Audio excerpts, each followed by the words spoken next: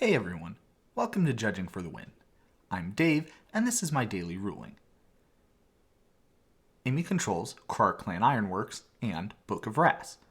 She wants to activate Book of Rass's ability, generating the mana to do so by sacrificing the Book of Rass to her Krark-Clan Ironworks. Can she do this? First of all, thank you to Daniel Modic for suggesting a similar question involving Ashnod's Altar and the Scarab God. I changed some of the cards around to better suit one of the follow-up questions that I wanted to cover, but the principles involved will be the exact same as the question that he proposed. Now, to take a look at whether this is a legal play or not, we're going to carefully examine the process of casting a spell, or, as the case is here, activating an ability. First, Amy is going to declare that she's going to activate this ability. Then, the game is going to determine how much it costs to activate. She's going to have an opportunity to generate mana by activating mana abilities, and then after that, she'll pay the costs. So, if we take a look at this process, that seems to check out pretty well with what she wants to do. She can declare that she's activating Book of Rass's ability, then the game will determine that it costs 2 life and 2 mana to do so.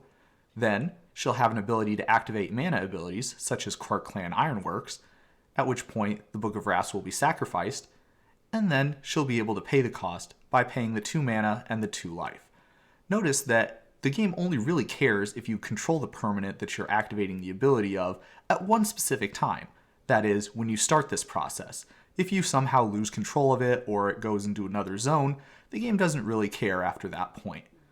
That's a good thing because there's lots of permanents who have sacrificed this permanent as part of the cost to activate their abilities.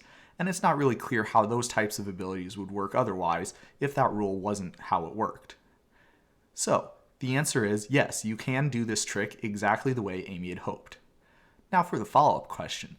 Let's imagine that Amy has, instead of Book of Rass, a Jalem Tome that she wants to activate. Can she use the same trick in this case? So, if you look at Jalem Tome, you'll see that it's pretty similar to Book of Rass. However, there's one extra thing in the cost that's going to end up being a little bit of a wrinkle here. Jalem Tome has you tap it in addition to paying the 2 mana instead of paying the 2 life. And that's an issue. The reason for this is if you sacrifice Jalem Tome for mana during the time when you're activating mana abilities, then when the time comes to pay the costs, you won't have that card in play in order to tap it anymore. And so that means that this trick will not work if you try to do it with Jalem Tome. And that's all I have for you today. How did you do? Join me again tomorrow for another daily ruling, but until then, I hope you have a great day.